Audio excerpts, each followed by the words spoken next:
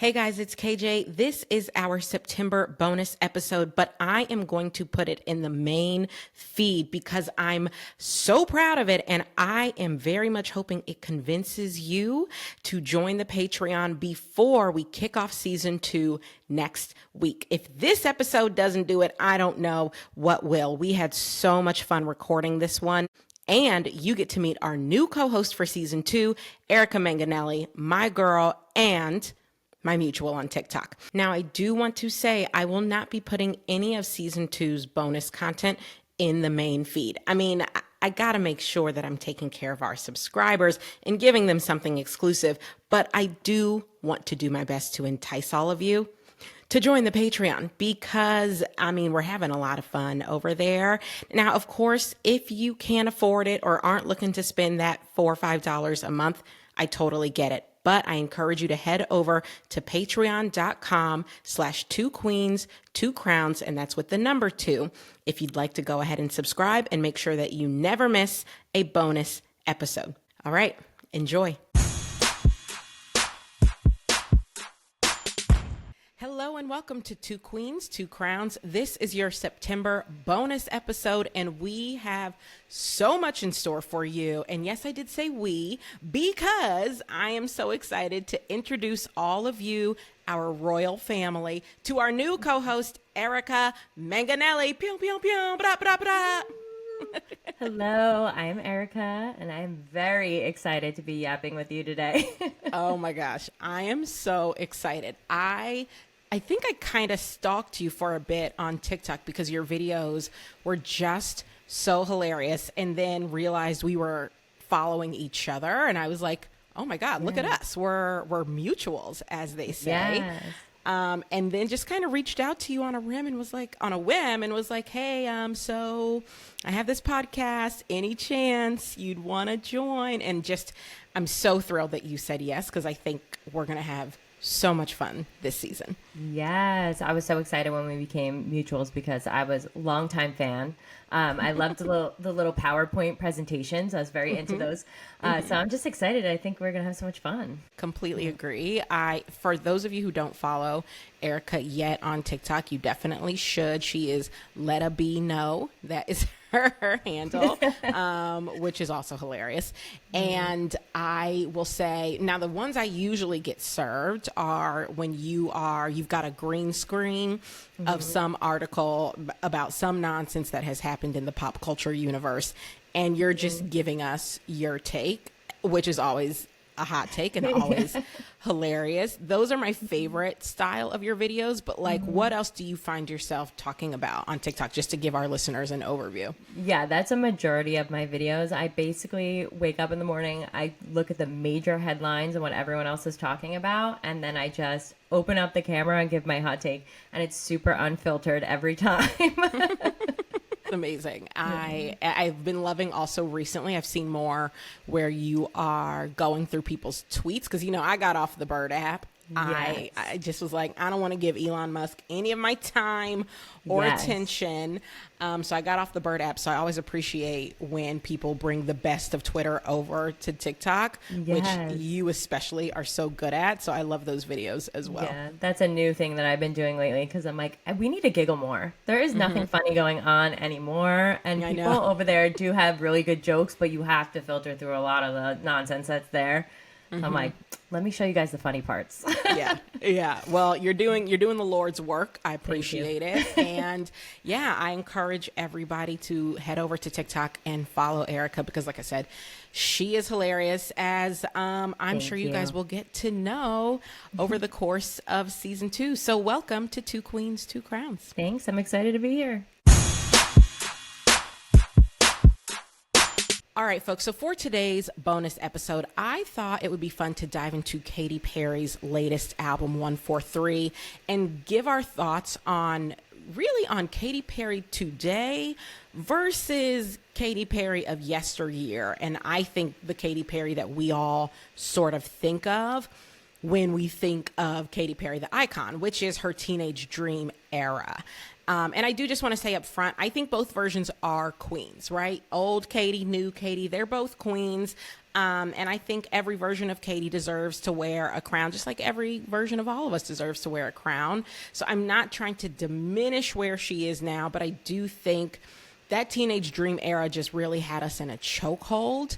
And her current album, 143, which we're going to talk about, is not being received very well. And I just it honestly made me nostalgic for old Katy and kind of just made me want to talk about it with you, the pop culture expert.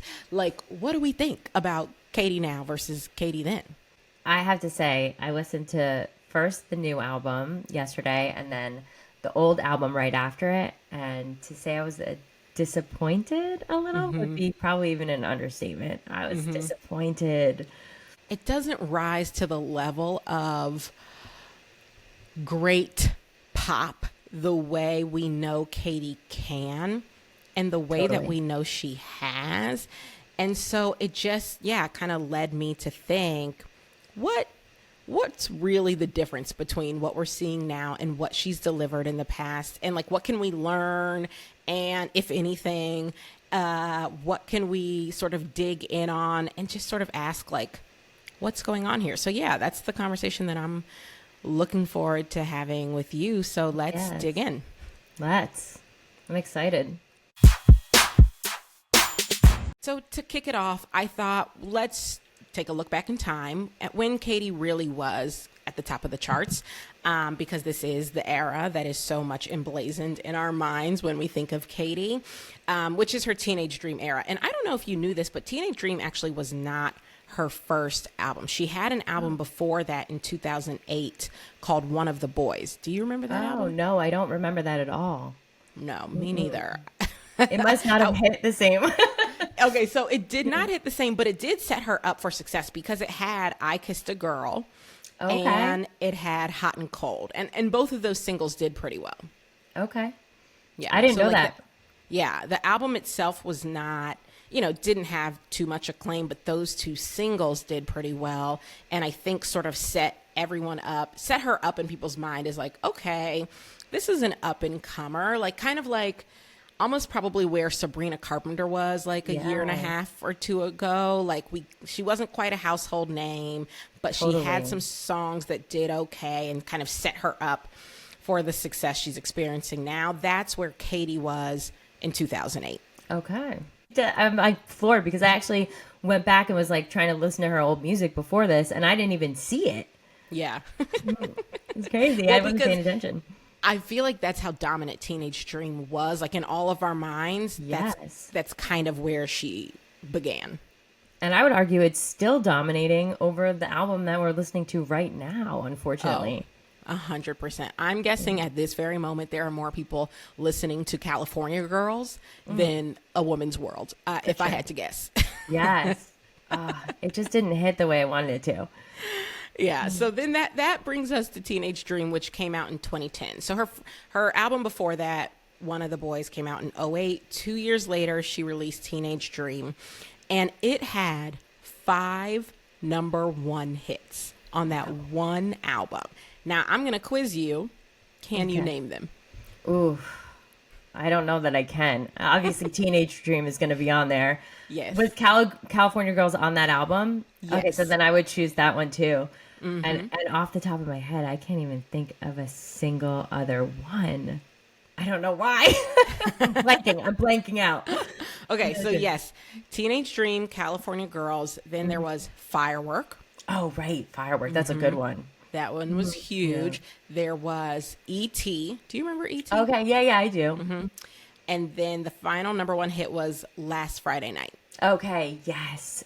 Last Friday Night, it still hits. It still hits. And by the way, she released a 6th single, the one that got away, and that went to #3.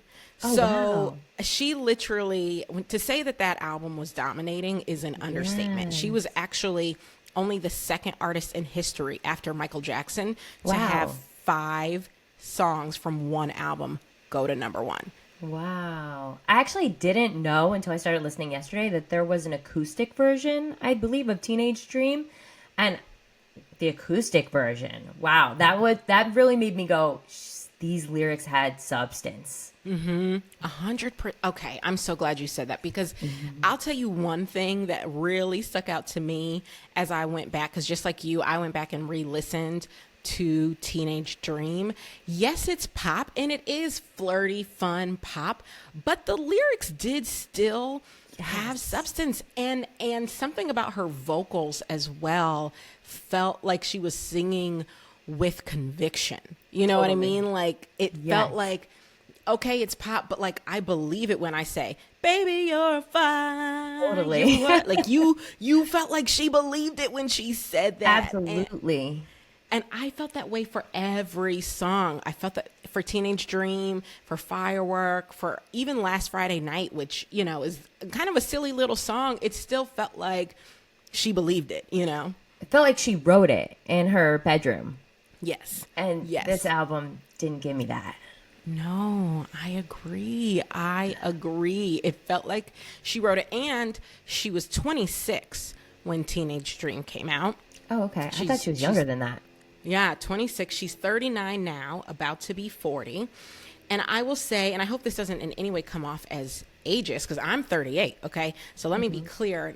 I love that she has gotten older. I wish her music had gotten older with her. I was going to say that too. It just feels like in Teenage Dream, you know, because she was 26, the songs she was singing, it makes sense that you were singing these fun, flirty songs. 26 is a fun, flirty time of life. And not that you can't be fun and flirty at 39, but like you have a child, you've been through a divorce, you know, like where's because I'm the that? same age as her. So I was thinking I wanted this album to like, I wanted to relate to it more because I'm the same age as her. And I'm also a mom and I didn't feel that. Although I will say, just to give her a little bit of credit, it did kind of pop me back and make me want to dance in a bar. It was like dance music. Yes, it was very much giving dance. And I love that too. Like you can still dance when you're 39. Like there's nothing wrong with putting out a dance album. But to your point about lyrics, like if the lyrics don't read as authentic or don't feel like there's substance, then that's where it gets confusing. Because I will say, if I think about, for example, the single Teenage Dream, and I'm going to play a little snippet of it for our listeners just to get people back in that mood, in that era. If I think about even just that song, like the production felt, I don't know, kind of clean in a way. And I actually found myself thinking this over and over as I was listening to the whole album. The production felt clean. I could hear the instruments. It didn't just sound like a bunch of synth and a bunch of bass. It's like, no, I can hear the guitar. I can hear the drum. I can hear the piano. I can hear the violins and Firework. So on the one hand, the production felt a bit cleaner, which then made the vocal, I feel like, pop a bit more, which then lends just like an air of substance to the whole thing. So then when you're hearing the lyrics, you feel like you really believe them. Yes, actually that does make a lot of sense because going back and listening to the Teenage Dream album, it's like every song was different, if you will. I hate to say that every song on the new album sounded the same, but there were times where the tracks were, you know how when you're listening to Spotify or something, it just kind of like rolls into the next track. Yes. It was rolling into the next track for me and I wasn't noticing. Yes, that happened to me a couple times too. I was like, wait, is this the next song? Right. Yes. And that was disappointing for me. I wanted it to be, especially because I had heard her in an interview say something like, you know, this is my growth. Like she was trying to show her growth on this new album. And I was like, no, we regressed. We regressed. I agree. Like if there was growth, like is the growth in the room with us? Because I didn't. Yes, exactly. I didn't hear it. And whereas, like you said, on Teenage Dream, yes, every song sounds different. We're getting a new sound, and everything on Teenage Dream sounds, I want to say, bright. Almost. And again, I think it comes back to that production being so clean. It's like as soon as the song starts, you are in a specific mood because the production's so clean. It takes you there like immediately, where I remember feeling just multiple times in 143, like, what is the vibe here? You know, like, what am I going for here? It just felt a bit muddled. Totally. But I also could picture myself in a bar, just in the background music. It was giving, like, I took some notes and I literally wrote down workout music, bar music, radio music. Because, like, it wasn't let me sit down and get in my feelings type of album. It was like background noise. Mm-hmm. Yeah. That sounds mean, but that's how I mean it. Well, the thing is, and I said this, you mentioned, like, I did a TikTok where this is my thing. A lot of times the way I do album reviews is I go for a walk.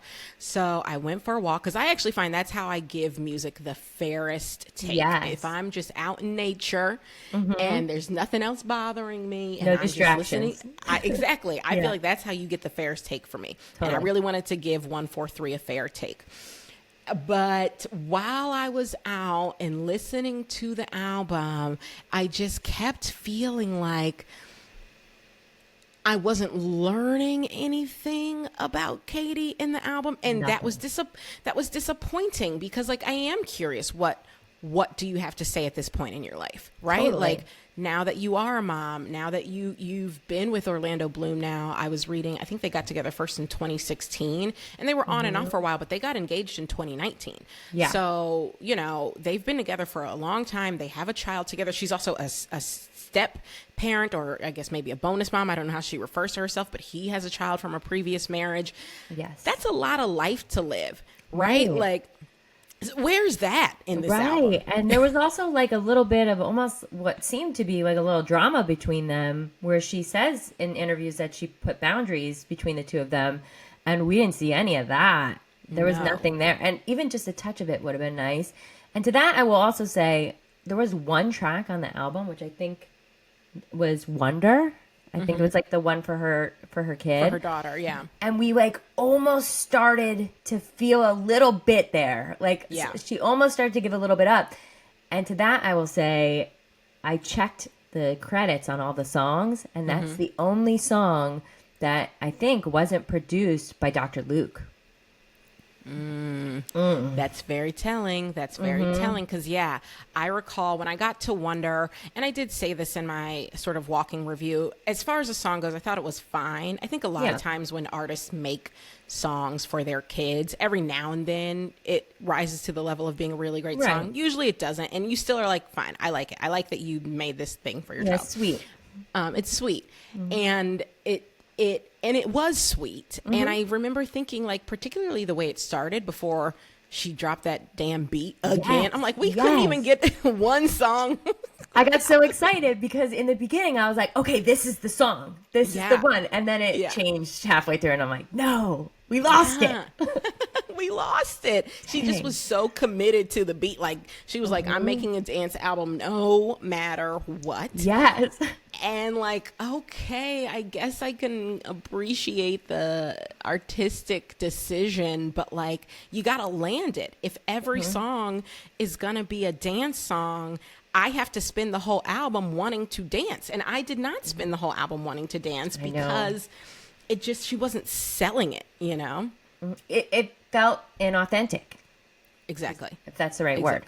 Exactly. No, I think it is. And that, I mean, again, to compare it to Teenage Dream, when I think about the songs that the songs that went number one, Teenage Dream, she's talking about being so in love with someone that it feels like, teenage love. Right. California Girls felt so fun. First of all, getting Snoop as the feature, who I looked back, Snoop is the only feature on that album. That is such a smart feature because when you think of California rapper, 100%, you think of Snoop.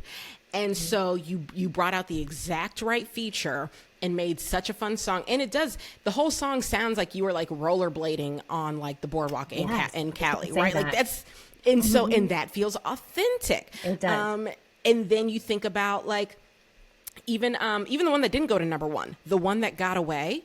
First of all, I've always loved that song. It's such a good song. It's such a good song. Yes. And immediately between the production and the vocal, you're taken, like immediately to the space that she was in when she wrote it, which is thinking about someone you love and lost, right? And so every single song, you can envision 26-year-old Katy going through each one of those emotions, wanting to have fun in Cali on the boardwalk, wanting to sing about the love who got away, feeling like she's a teenager again because she's in love with some new person. All of that feels like, yes, I can very much see her experiencing all of this. Yeah. But then when you listen to 143 and you have a song like Gimme Gimme, I'm like, where is she? Yeah. Where is she? It almost felt like, and I obviously don't know if this is true, but this is my opinion, like we were trying to sell this album so hard and we wanted this album to be a #1 album so much that we got away from like the point of her making music. Right? Which, and I don't know, we missed something. We lost something in translation there. Like, I think we focused on too much. We wanted to chart and it didn't work. It didn't hit. Yeah. But 100%. Speaking of features, I learned about JID on that 143 album. Yes, and that was one of my favorite parts of the album was the song JID was on was Artificial. And I remember thinking, this song is fine. But when it got to JID, I was like, oh, now I like this. Okay, JID outshined her in this album. Oh, 100%. Because I left the album thinking, let me learn more about JID. Right, and then I went to listen to JID after that, and I was like, oh my gosh, I actually know who he is. I just didn't know who he was. Like, do you know what I mean? Like, he was on songs that I didn't know he was on. He's on on the new Eminem album. Which I didn't listen to fully, but like I used to like Eminem a whole lot, so I dabbled a little bit. And then there was like a couple other hit songs. I didn't write them all down, but there were a couple other hit songs that he was on that I was like, I guess he's been featured in a lot of stuff, and I was like, I do know JID. Okay, yes. Because I remember when it got to JID's part, my ears perked up. I feel like before his feature, I was sort of like, this is fine. It's okay. Like, I don't hate it. And then when his part started, I was like, oh. Yes. It was like it was JID's song. Yes. Yeah. But getting back, okay, I actually want to look up the lyrics to Gimme Gimme because I remember that song. Oh boy. I didn't write down the lyrics, but I know immediately what you're talking about. As soon as it started, I was like, and you know what part of the problem was? It started with 21 Savage and his verse was so terrible. I've never fully understood like why people like that man, but this verse, okay. This is his verse. Big dog savage, I'm the man of your dreams. I heard you gotta jump just to put on your jeans. I'm like Amazon because I got what you need. She gave me her heart, so I gave her my keys. Okay. Why does it sound better when you say it? I mean, honestly, it did a little bit. But also it's very much giving like preschool, my first raps. Okay. Like. Yes. And I feel like that is a great way to put how all the lyrics on this album are actually. They're like really basic, surface level, no substance. No substance. Okay, these are the lyrics to Gimme Gimme once Katy comes in, okay? Gimme gimme baby, stop wasting my time. Kitty kitty wanna come party tonight. Trippy trippy daddy, take me on a ride. If you want my body, gotta blow my mind. I can't. Is that not giving AI generated lyrics? It's a chat GPT lyric. Truly. It's just not hitting. I'm so sorry. It is not at all. Trippy trippy daddy, take me on a ride. Like not trippy trippy daddy. Yeah. It's bad. And like, yeah, I felt like this, there were so many times in the lyrics of this album where I was like, girl, what did I actually wrote down, why are we saying Lada D so many times?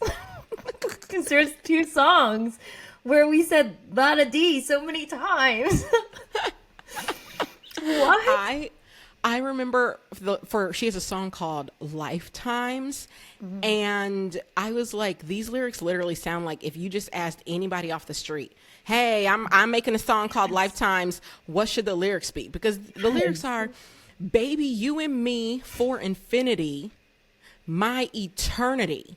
I'll love you for lifetime. Girl, we all know the synonyms for lifetime, okay? We got out of the thesaurus and we were like, okay, how many times can we say the word lifetime in this song? Truly, what is happening? Like, yes, basic is the word. And again, like, I mean, let me look up the lyrics to Firework, because it's like, if I compare it to a song like Firework, and people have clowned on Firework for not being like, all that intellectual. But the thing is, she sold it. Okay, so the lyrics to Firework are, do you ever feel like a plastic bag drifting through the wind, wanting to start again? Just that opening line alone. It's great. I don't care if people want to clown on that. That is a great line. I completely agree. I think it immediately puts you into what the fuck she's talking about in the song, like, where you don't quite feel like you belong, or you aren't quite sure of your self-worth and your confidence. So then when you get to the payoff of the chorus and she's singing it in that big bright voice at a full belt, baby, you're a firework. You feel it. Yes, it's like chills. Yes. And there weren't any parts. I can't think of a single lyric where that happened to me in 143. Not one. I can't. And in fact, I was liking the sample better than the actual like lyrics to the song. Like, I was like, okay, I think it's Crystal Waters. They sampled the Crystal Waters song. Yes. And I was like singing the lyrics to that song over Katy's lyrics. 100%. I know exactly what song you're talking about. She's a song called I'm His, He's Mine. Right. And I'll play a little snippet of it for our listeners. When it starts, you think it's going to be a fun little bop, because it's that bum, bum, bum, bum, bum, bum, bum, bum. And I'm like, okay, where are we going? Like, the sample is fun. And then when it starts off, it's Doechii, who, by the way, I do like, but Doechii's coming in kind of hard with the I'm his bitch, he's my, and I'm like, where did we go wrong? When that happened, I was like, wait, what? And like, I don't even care if we're going to listen to a song like that. Let's listen to a song like that. But it was off-putting, the contrast. It was a contrast. It didn't, again, and I feel like I had this thought over and over. She couldn't land the plane. It's almost like you'd hear a beat and you'd think, okay, like I felt this way with Gorgeous. Gorgeous, I heard the beat and I thought, okay, I'm kind of into this. And then it ended up kind of sounding like, because it's featuring Kim Petras, and almost sounded exactly like the Sam Smith song featuring Kim Petras. So I spent most of the song being like, I mean, yeah, I kind of like it, but I feel like I like it because it sounds like a song I've already heard. Totally. Right? So it's like it sounded almost identical. Yes, she can't land the plane, and that's just a tough feeling to feel for an entire album, where you're like, maybe almost if we had, like, you're just the whole time like, where did we go wrong? It just felt like background noise the whole time, like something I'm hearing at a store or something I'm hearing at a bar, but not like something I'm putting on and I'm like, oh, I'm into this. Yes, 100,000%. I want to know what was happening for Katy, such that when in 2010, when she gave us Teenage Dream and gave us hit after hit after hit and such great vocals and such great production and everything else, what was happening for her that is not happening for her now, right? Like, and I don't want to make it too personal, but it's more like not so much what was happening in her personal life, although I know plenty of things were happening on both ends, but more what was happening for her artistically. Because now that we've seen her do it, even though it was 14 years ago, there's just a part of me that believes like it's got to still be in there somewhere. Right. Part of me was going, are we holding back because now we're married and like we're scared of what our husband might think if we say certain things about our like relationship or our family, because we were holding back. I mean, that's exactly what it was giving. It was giving holding back. And almost, it's almost like the production and everything just sort of felt like a security blanket almost. And that's why I think she ignored, there had to be at least part of her gut that said, do I work with Dr. Luke, given everything that has happened? there had to be at least some small part of her that thought, maybe not. And she ignored that small part because she wanted a hit. She wanted a hit, and she wanted the security blanket of working with the same people who helped her make so many hits so many years ago. Yeah. And sometimes you just have to let that security blanket go. And I will say, to Beyonce's credit, and you know I'm a Beyonce stan. Yeah, of course. To Beyonce's credit, I feel like some people, and the Grammys especially, hate on her for working with so many collaborators, but I actually think that that is Beyonce's superpower, is that she is always trying to push music forward, and she's always looking to work with people who are pushing music forward. And so she will literally call every single person who's ever made anything interesting to her and be like, come get in the studio with me to see if we can make something interesting together, because she's committed to innovating and pushing sound forward and doing something she hasn't done. She's committed to growth. It's like her superpower and also her addiction. And I just think Katy Perry could use some of that. Yeah, I agree. We can't compare her to Beyonce, like never in any in any world. Yeah, Beyonce's always bringing something new. That's why, like, I wanted to compare this to like Taylor Swift's album earlier, but I'm like, it's incomparable because it's always something new. It's always lyrically something deep. Yes. And Teenage Dream was deeper than this. Like, I think we had it there. If you're going to be pop and you're going to be deep, that's where it was. Yeah. I don't know. This album was also giving maybe like a little bit of an insecurity. Like maybe if she felt like she couldn't do this on her own and have a hit on her own without Dr. Luke. Mm-hmm. And so she felt like she had to recruit him because he helped her the first time. But to that, I'll say, like, I really think that all the tracks he worked on weren't nearly as good as the one that he wasn't on. That one was better. Yeah. And you know what? To that point of insecurity, I was taking a look back at the albums that Katy released after Teenage Dream. So she had 3 that have come out since. She had Prism, which still did pretty well, still had some hits. On Prism, she had Roar. She had Dark Horse, and she had Unconditionally. All 3 of those did well. Yeah. Right. So the follow-up to Teenage Dream was pretty well received. Then she gave us Witness, and Witness I don't was even a know flop. it. Yeah. Her lead single was Chained to the Rhythm. Do you remember that? Nope. Me neither. Not even a little bit. Okay. I could not even begin bad. to hum that song to you. I have I don't know no idea what it sounds like. She also gave us on that album Bon Appetit and Swish Swish. Do you remember those? Nothing. I just not even ringing a bell. Yeah.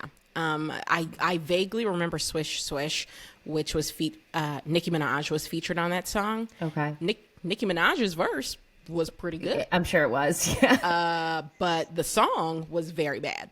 Wow. And did he produce those other 2 albums? Yeah, I think he was a producer on these other albums. Time to drop him. Yeah, He's exactly. a sinking ship. And then after Witness, she released an album called Smile, which was all over the place. I remember actually my husband and I listened to it together, and there was one song on it that we thought was fantastic, Never Really Over. We always thought that song should have gotten more love than it did. But the rest of the album, I mean, terrible. I know. So I feel like when we think about all the life she has lived, part of the life she has lived is being a pop star who has watched her albums get, like, over and over again, like a little bit less shine and a little bit less critical acclaim. That's a real lived experience. Why aren't we hearing about any of that on the album? Because I will say this to Eminem's credit, and you know I'm not huge on Eminem. I used to really like him. Now I feel like he's like a little too angry. But to his credit, he's still a strong lyricist, and he talks about all of it. He talks about the fact that his albums haven't sold as well in later years. He talks about getting canceled. He talks about how Gen Z doesn't think he's that cool. Like, you know, he's not afraid to talk about his own shit. So whether I'm a fan or not, I can at least see he's continuing to put his lived experience into his music. Yeah. He's talked about going, you know, being an addict. He's talked about sobriety. He's talked about all of it. So like the fact that this album talks about nothing of what she's lived is just, that's what makes it feel inauthentic, you know? Right. Yeah. Because you can tell us you're a mom. You could tell us you're a wife, but like we aren't feeling it. Well, there's nothing in there that's telling us your experience as a mom that we can relate to. Right. And Exactly. disappointed. It's disappointing because, and her daughter, by the way, her daughter's name is Daisy. Her daughter was born in 2020, so born in the pandemic, and now is 4 years old. That's a whole lot of motherhood. Okay, my daughter's 3. I feel like every week is damn near a lifetime. Every week, truly. Same. I'm 8 years in, and I'm like, every day is something new. Yeah, and so to get, I mean, yes, she had that song at the end, Wonder, as we spoke about. That is, it's more of a song to her kid. It's not really about her kid or about motherhood. To get none of that. Yeah, there was so much opportunity there, and none of it was taken. Like, especially with having a child during the pandemic. I mean, there was so much she could have gotten out of that. Nothing. We heard none of it. Or, I mean, another thing that maybe one could sing about is she's been engaged to Orlando Bloom for 5 years. They have not tied the knot yet. Oh, they're not married? No. And I thought they were too. I went into this thinking they were married. No. Just they're still engaged 5 years later. Now, I don't know why that is. Some people just have longer engagements. I'm not judging it, but is there anything to be said about still being engaged 5 years later? Nothing to be said. That's what I'm saying. That's why I wonder if we're holding back because there's like a fear of what he might think. Or a fear of what people might think. Right. If she does talk about like whatever sort of real shit she's going through. I mean, I even think back to, because you remember she was married to Russell Brand. Do you remember that? I do not remember. No, I do not remember. Oh, yes, wait. Russell Brand. Yes. I thought I was thinking about the wrong Russell. Oh. I do remember. And I remember that he like they got a divorce when she was about to like walk on stage. Yes. That guy's the worst. He is the worst. Not only did he break up with her in a text message, but since then, he has been accused of sexual assault by multiple people. So, nothing to say on that. Nothing to say on that? Yeah, nothing to say. Do we have an NDA or something? You could have at least told us that. It just seems like she's lived a lot of life and has had a lot of experiences, and this album doesn't reflect any of it. And I get it, like, artists get to choose what they do and don't share.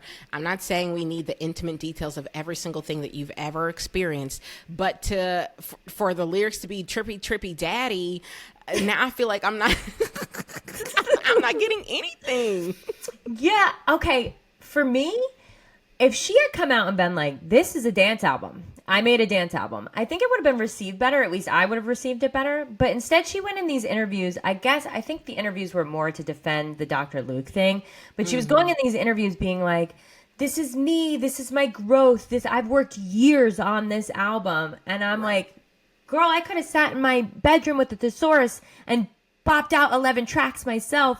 Yeah. And you know what I mean? Like, it just wasn't giving what she was selling us. Exactly. Oh, I completely agree, because if you're going to tell me you spent years working on growth, because again, you know, I will bring up Taylor, because if I think about Tortured Poets Department and what she said about the album before it came out, she said writing this album was so important to me. It's like I had to get it out. I was in a place where I just needed these songs. I needed to put these words on the page. And when you listen to these lyrics, you felt that. Oh, girl was going through it.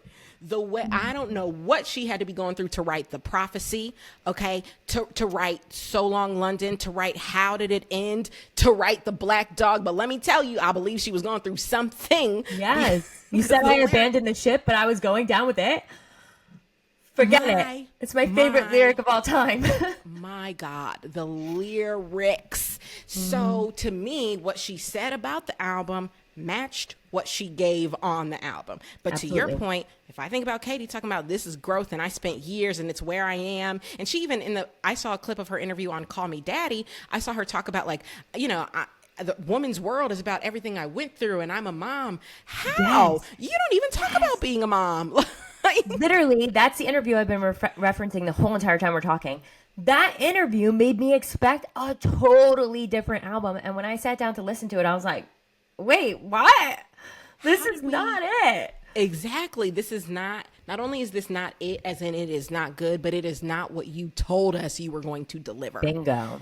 And that is, it's disappointing. And particularly when you know there's someplace hiding up in Katy Perry is the ability to give us really great pop music. Totally. But she just didn't deliver. I wanted to see the firework and I didn't. No, not at all.